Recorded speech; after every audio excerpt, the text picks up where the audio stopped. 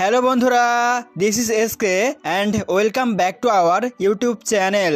So আজকের এই ভিডিওতে আমরা নবম শ্রেণীর সেকেন্ড ইউনিট টেস্ট অর্থাৎ দ্বিতীয় পর্যায়ক্রমিক মূল্যায়ন 2026 সালের ভূগোল প্রশ্নপত্র উত্তর সহ একদম সহজ ও নির্ভুলভাবে এক্সপ্লেন করব। অ্যান্ড এখান থেকে তোমরা 100% প্রশ্ন দ্বিতীয় পরীক্ষায় কমন পেতে চলেছ, গ্যারান্টি দিচ্ছি। সো প্রথমে তোমাদের সিলেবাসটা একটু আমরা দেখে নেব।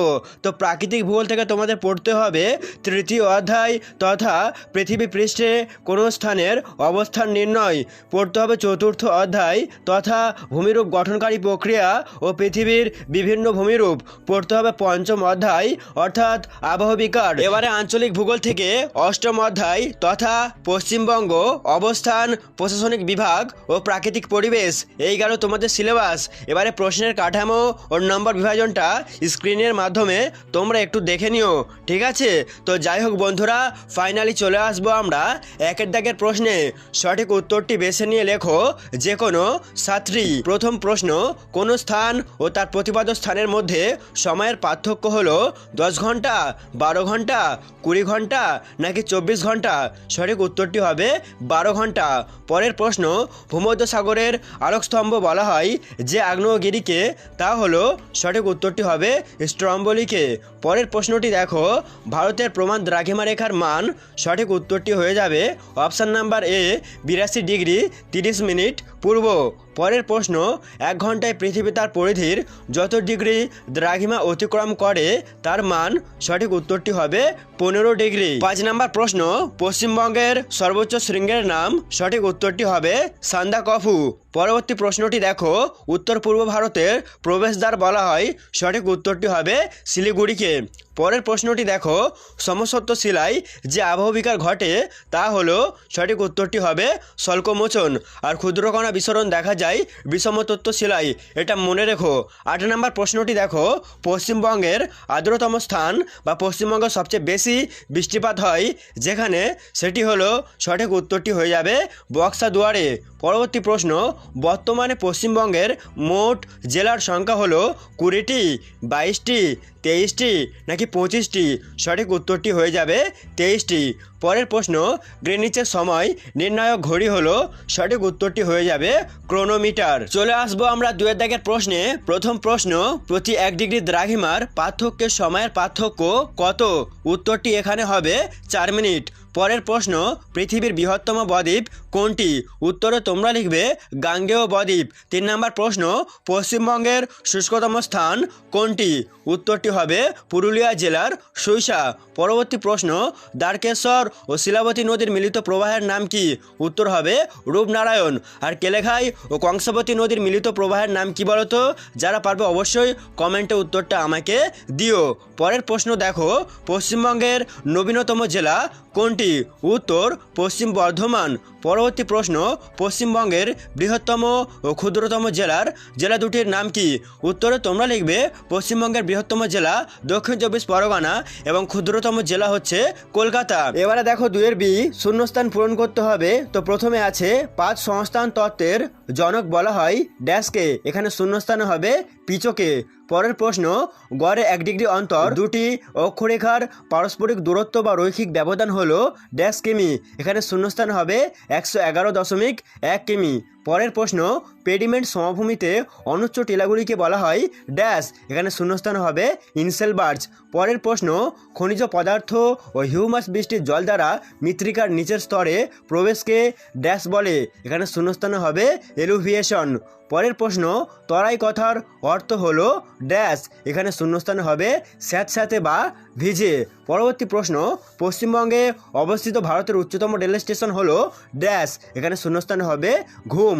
পরবর্তী প্রশ্নটি দেখো, পশ্চিমবঙ্গের ত্রাসের নদী বলা হয় ড্যাশকে, এখানে শূন্যস্থান হবে তিস্তাকে। চলে আসছি আমরা 3 দাগের প্রশ্নে। প্রতিটি প্রশ্নের মান 2 নাম্বার করে। প্রথম প্রশ্ন, প্রতিপাদ্য স্থান কাকে বলে? বেশ গুরুত্বপূর্ণ প্রশ্ন। উত্তর, ভূপৃষ্ঠের ওপর অবস্থিত কোনো বিন্দু বা স্থান থেকে কল্পিত রেখা পৃথিবীর কেন্দ্রের মধ্য দিয়ে প্রসারিত করলে তা বিপরীত প্রান্তে যে বিন্দু বা স্থানে স্পর্শ করে সেই বিন্দুকে প্রথম বিন্দুর প্রতিপাদ্য স্থান বলা হয়। পরের প্রশ্ন, বরেন্দ্রভূমি কাকে বলে? এই প্রশ্নটিও গুরুত্বপূর্ণ। উত্তর মালদহ ও দক্ষিণ দিনাজপুর জেলার পূর্বাংশে মৃদু ঢেউ খেলানো ল্যাটেরাইট ও প্রাচীর পলিমাটি সমৃদ্ধ উঁচু ভূমিভাগ বরেন্দ্রভূমি নামে পরিচিত। পরের প্রশ্ন, নগ্নি ভবন কাকে বলে? এটিও বেশ গুরুত্বপূর্ণ পরীক্ষার জন্য। উত্তর আবহবিকার ক্ষয়ী ভবন এবং পুঞ্জিত ক্ষয়ের সম্মিলিত প্রভাবে শিলাস্তরের উপরিভাগ বিচ্ছিন্ন হয়ে অপসারিত হলে অভ্যন্তরভাগ উন্মুক্ত হয়ে পড়ে। এভাবে শিলাস্তরের ভিতরের অংশ ভূপৃষ্ঠে উন্মুক্ত হলে তাকে বলা হয় নগ্নি ভবন। পরের প্রশ্ন, নিরক্ষীয় তল কি? উত্তর নিরক্ষরেখা এবং পৃথিবীর কেন্দ্র যে কাল্পনিক সমতলে অবস্থিত তাকে নিরক্ষীয় তল বলে। পরের প্রশ্নটি দেখো, সুন্দরবন অঞ্চলের নদ নদীগুলির তিনটি বৈশিষ্ট্য লেখো। বেশ গুরুত্বপূর্ণ প্রশ্ন। উত্তর সুন্দরবন অঞ্চলের নদ নদীগুলির বৈশিষ্ট্য: 1. নদীগুলি উচ্চ অংশে মজে যাওয়ার কারণে অস্তিত্ব নেই। 2. নদীগুলিতে জোয়ার ভাটা খেলে এবং জোয়ারের জলে পুষ্ট বলে চিরপ্রবাহী। 3. জোয়ারের কারণে জল লবণাক্ত এবং উজান স্রোত দেখা যায়। 4. এই নদীগুলিতে চওড়া খাঁড়ির সৃষ্টি হয়েছে। পরের প্রশ্ন, রেগোলিথ কি? বেশ গুরুত্বপূর্ণ প্রশ্ন পরীক্ষার জন্য। উত্তরে তোমরা লিখবে, আবহ বিকারের ফলে শিলা চূর্ণ বিচূর্ণ হয়ে মূল শিলার ওপর এক ধরনের শিথিল ভূ আস্তরণের সৃষ্টি হয়। একে রেগোলিথ বলে। এটি মাটির সৃষ্টির প্রথম পর্যায়। অথবা টেরারোসা কাকে বলে?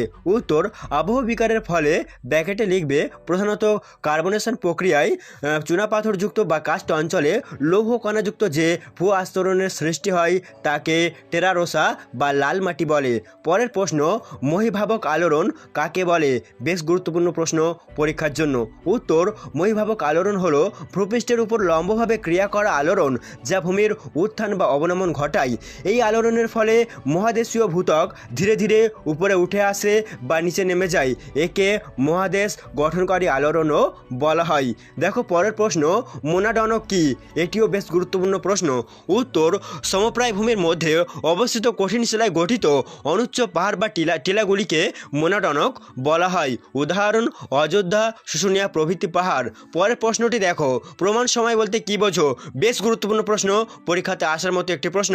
উত্তরে তোমরা লিখবে, কোনো দেশ বা অঞ্চলের অসংখ্য দ্রাঘিমার মধ্যে মধ্যবর্তী কোনো একটি দ্রাঘিমাকে প্রমাণ হিসেবে ধরে তার সময় অনুযায়ী সেই দেশ বা অঞ্চলের সময় নির্ধারণ করা হয়ে থাকে। একে প্রমাণ সময় বলে। পরের প্রশ্নটি দেখো, পুঞ্জিত ক্ষয় কাকে বলে? এটা মোটামুটি গুরুত্বপূর্ণ। উত্তর জল, বায়ু বা বরফের সাহায্যে ক্ষণভঙ্গুর পদার্থ মাধ্যাকর্ষণের টানে ভূমির ঢাল বরাবর ক্রমশ নিচে নামতে থাকলে তাদের পুঞ্জিত ক্ষয় বলে। অথবা মহীখাত বা জিওসিনক্লাইন কি? উত্তর পৃথিবীর আদি ভূভাগ দ্বারা বেষ্টিত ভূপৃষ্ঠের সংকীর্ণ অবনমিত ও অগভীর সমুদ্র খাত হল মহীখাত। এবার দেখো বৈশিষ্ট্য।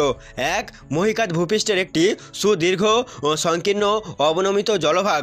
2. প্রতিটি মহীখাতই প্রাচীন ভূখণ্ড দ্বারা পরিবেষ্টিত। 3. মহীখাত সর্বদা পলি সঞ্চয়ের দ্বারা অবনমিত হয়। এবার দেখো পরের প্রশ্ন, ডেকান ট্র্যাপ কি? বেশ গুরুত্বপূর্ণ প্রশ্ন পরীক্ষার জন্য।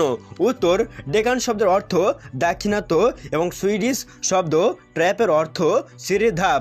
ভারতের দাক্ষিণাত্য মালভূমি বিভিন্ন পর্যায়ে লাভা জমে সৃষ্টি হওয়ার ফলে এবং পরবর্তীকালে অসম ক্ষয়কার্যের কারণে সিঁড়ির মতো ধাপযুক্ত লাভা মালভূমিতে পরিণত হয়েছে।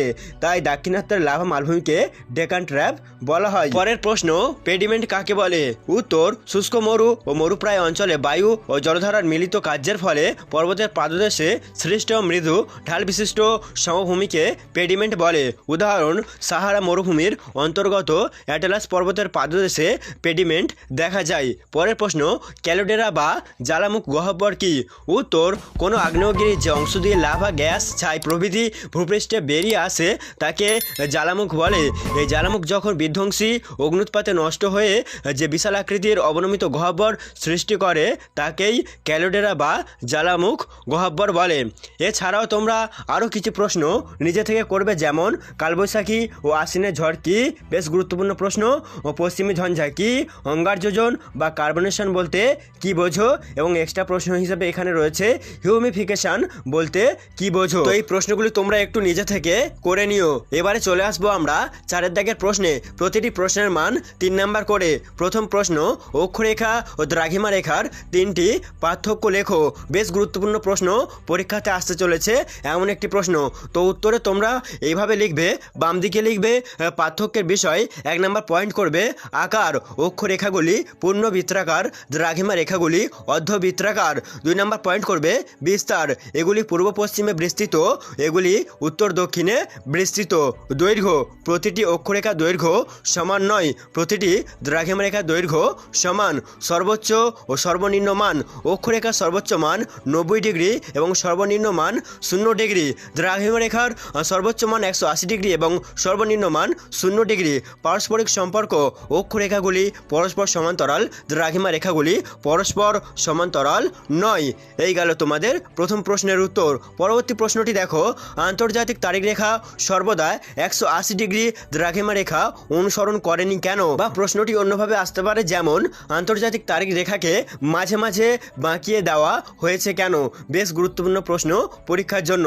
তো উত্তরে তোমরা লিখবে, আন্তর্জাতিক তারিখ রেখা সর্বত্র 180 ডিগ্রি দ্রাঘিমা রেখাকে অনুসরণ করেনি, এটিকে মাঝে মাঝে একটু পূর্বে বা পশ্চিমে জলভাগের উপর দিয়ে বাঁকিয়ে নেওয়া হয়েছে।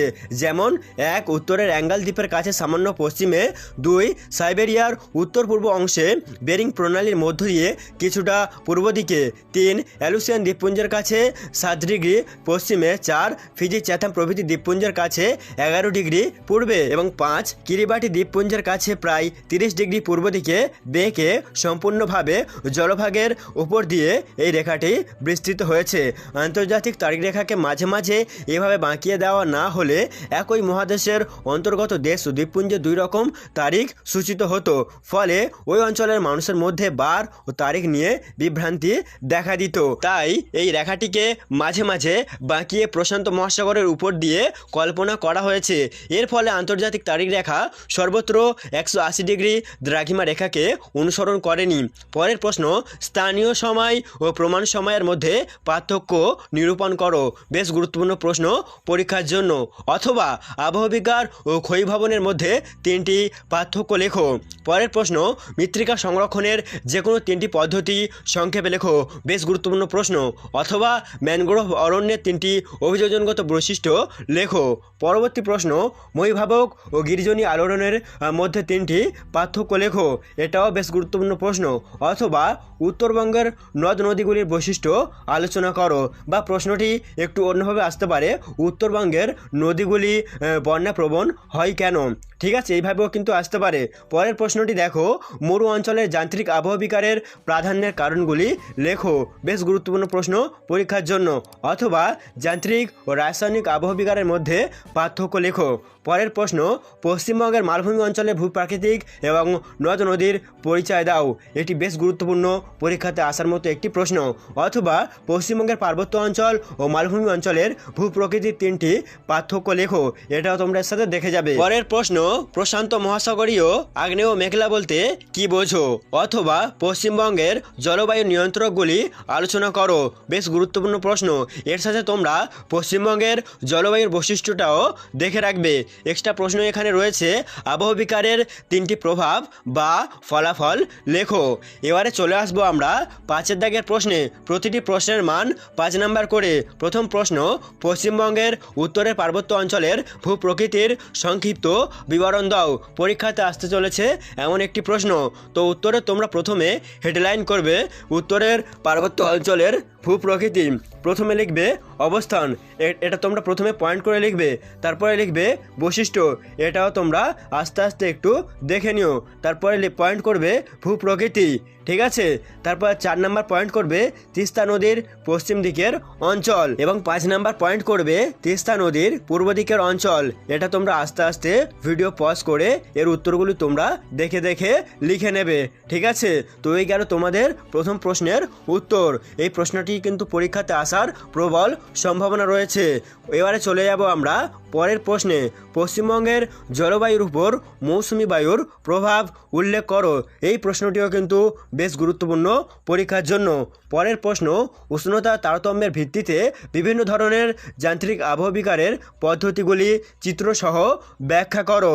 এটিও কিন্তু ভীষণ গুরুত্বপূর্ণ প্রশ্ন। 4 নম্বর প্রশ্ন, 5 সংস্থান তত্ত্বের আলোকে ভঙ্গিল পর্বতের উৎপত্তি চিত্রসহ ব্যাখ্যা করো। এই প্রশ্নটিও কিন্তু অত্যন্ত গুরুত্বপূর্ণ পরীক্ষার জন্য। অথবা চিত্রসহ স্তূপ পর্বতের উৎপত্তি বর্ণনা করো।